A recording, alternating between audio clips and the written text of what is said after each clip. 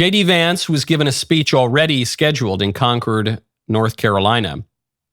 I believe it was already scheduled. And after this shooting, he came out and had this to say about the mainstream widespread liberal attacks on law enforcement. And I think that is the most disgusting thing. The very people who keep us safe ought to be honored and protected and praised by Democrats and Republicans alike. It is time to stop the rhetorical assault on law enforcement. Because here's what happens.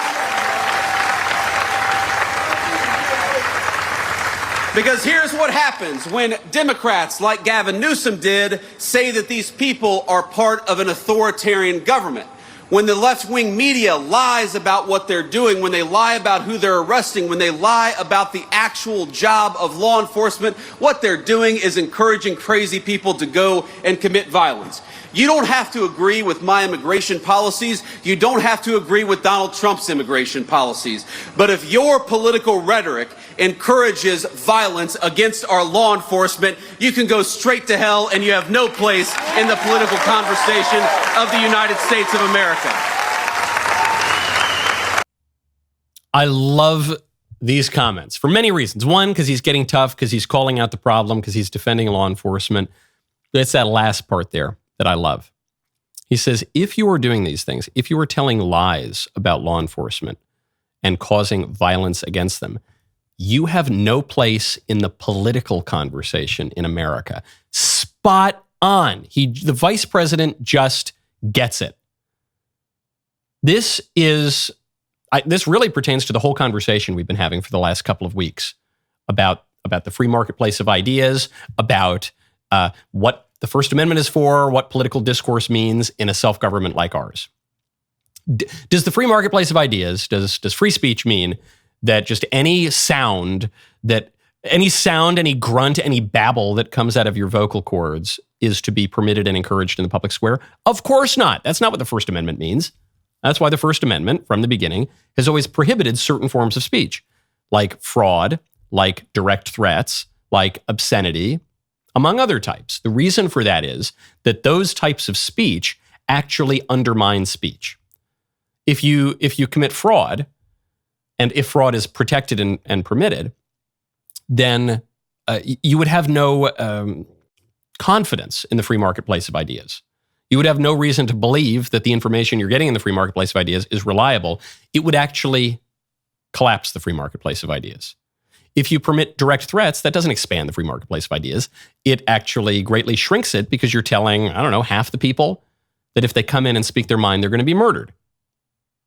That obviously stifles speech. Even obscenity. The reason why obscenity is not protected is because anyone who's ever looked at a naked lady on the internet knows that when you are looking at obscene content, that doesn't aid your rational faculties. That actually undermines your rational faculties. It undermines the possibility of rational discourse. That's why. Going all the way back to the Constitution, going back even much further than that. Go to goodranchers.com, use promo code Knowles. Do you know what I had for dinner? Was it 2 nights ago? 1 night ago, 2 nights ago? I had a delicious Good Ranchers New York strip steak. Do you know what sweet little Elisa had? She had a delicious Good Ranchers ribeye. Do you know what actually my favorite thing from Good Ranchers is? It's the Good Ranchers Wagyu burgers. Do you know what else I like from Good Ranchers? Every single thing, especially the Cito free chicken nuggets. They are phenomenal. 100% American meat from local farms and ranches delivered straight to your door. I've been a Good Ranchers subscriber for many years at this point, and I can tell you, look me in the eye. It is the best meat you're going to get. Now, look at me in the eye. If you're listening, just imagine. It is the least expensive meat that you are going to get, certainly for the quality. It is American meat. You don't need to worry about it being injected with all sorts of weird stuff. It is supporting a wonderful company. There is no downside. It is only upside, and it is shocking.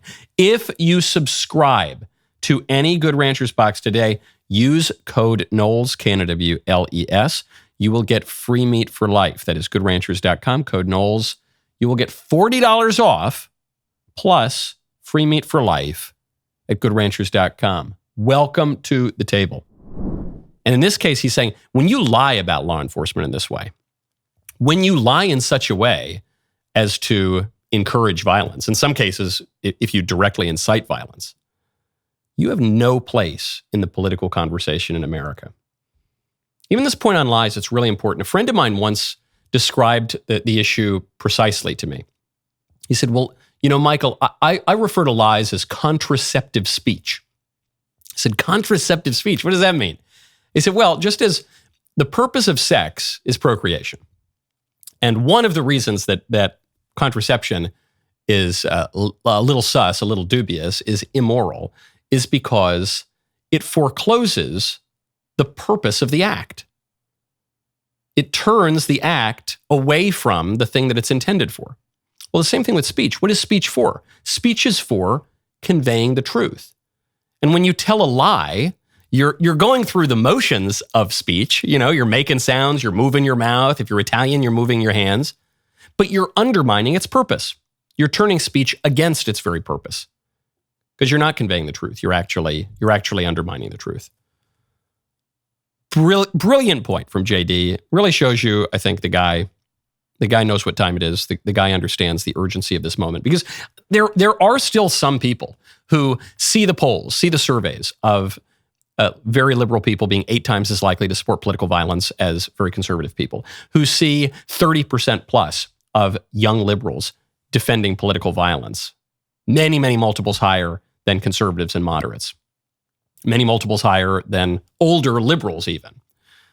They're looking at this. They're seeing the spate of attacks. So you can go back to BLM or go back earlier, but then you just see all the transgender ideology encouraging violence. You can see, obviously, the assassination of Charlie. Now, this attack on the ICE facility. They see this problem, and some of these, older conservatives or moderates, they say, oh, well, this problem will work itself out. I'm not sure that it will.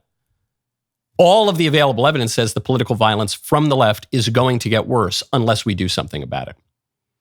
Unless we reform our political conversation in America, unless we enforce the law against people who are violating it with their physical violence and violating it with even speech acts. That was a good clip. Now stop, ring the bell, subscribe. We'll see you next time.